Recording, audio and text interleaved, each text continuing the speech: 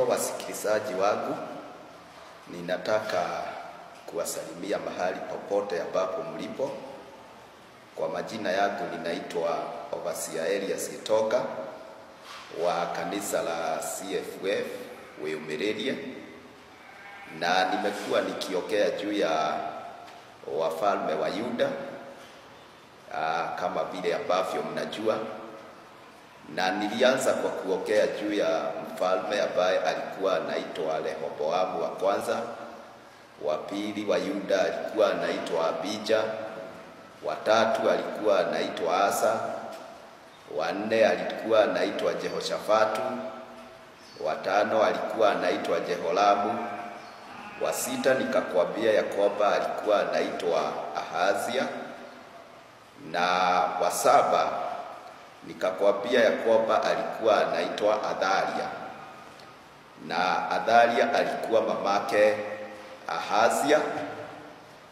Na Biblia inasema ya kwamba wakati Athalia aliona Ahazia mwanawe wakiwa na Joram mwana wa Ahab ameuawa, Biblia inasema ya kwamba akawaua watoto wote ambao walikuwa na mbegu ya wafalme wa Yuda.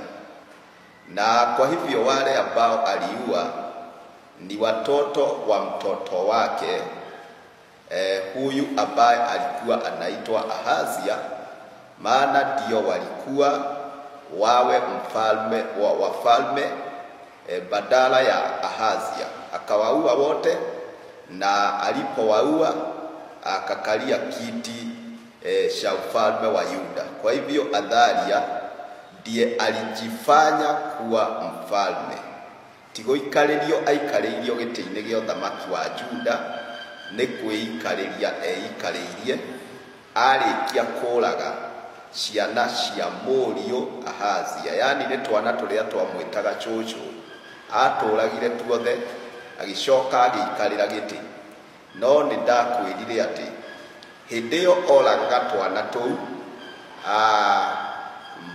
kasini ya Ahazia mwari wa Joram wetagwo Jehosheba nĩoire kana kamwe karĩa kanini mũno ka Ahazia getagwo Joashu, na akoya agĩkahitha bedroom-inĩ yake, agĩcoka magĩkoya mena mũthuriwe, tondũ mũthuriwe arĩ mũthĩnjĩri Ngai wetagwo Jehoiada.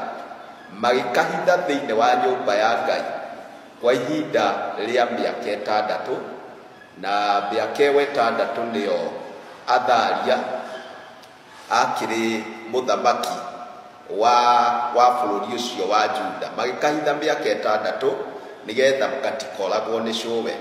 Na kumanagia na hau, ũkĩthoma thĩinĩ wa ibuku rĩa 2 Kings ũthome chapter 11, wambĩrĩrie hau ĩmwe, nĩũkuona rũgano rũu ũrĩ nginya ũrĩa Athalia oragirwo, nĩũkuona ũrĩa oragirwo, na nĩũkuona ũrĩa Jehosheba na mũthuriwe Jehoiada mahithire Joashu, na nĩũkuona ũrĩa Jehoiada arũire mbara nene nĩgetha kana gaka getagwo Joashu gaikarĩre gĩtĩ gĩa ũthamaki.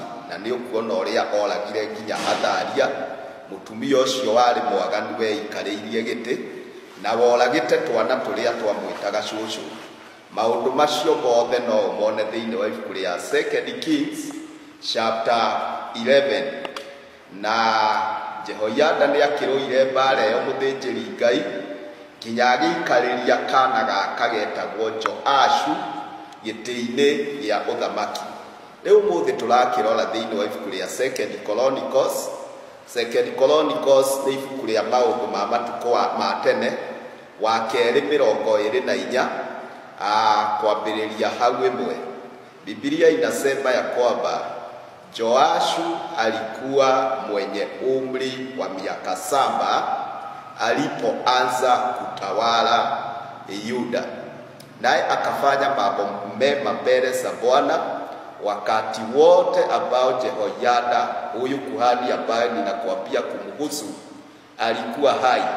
Oguo Joashu nitakuitwa ni Jehoyada. Joashu ni kama alikuwa amesimamishwa na Jehoyada. Na mimi huwa ninasema ya kwamba sio vizuri kusimamishwa na mtu. Ni vizuri kujisimamisha wewe mwenyewe. Maana mtu anaweza ondoka. Joashu alikuwa amesimamishwa na Jehoyada kuhani. Na ndio Biblia inasema ya kwamba alifanya mema mbele za Bwana wakati wote ambao Jehoyada kuhani alikuwa hai. Na kwa hivyo Biblia inaonyesha ya kwamba Jehoyada alikuwa kuhani ambaye alikuwa na uwezo wa kuinfluence mfalme Joashu kutenda mema mbele za Bwana. Mstari wa 4 Biblia inasema ya kwamba mfalme Joashu akawa na wazo la kujenga tena nyumba ya Mungu mahali ilikuwa imebomolewa. Nyumba ya Mungu ilikuwa imebomolewa kwa sababu wafalme wengine ambao walikuwa wametawala mbele ya Joashu hawakuwa na shughuli na nyumba ya Mungu. Na hayo ni maneno ambayo yameandikwa in the book of 2 Chronicles 24 and verses 7.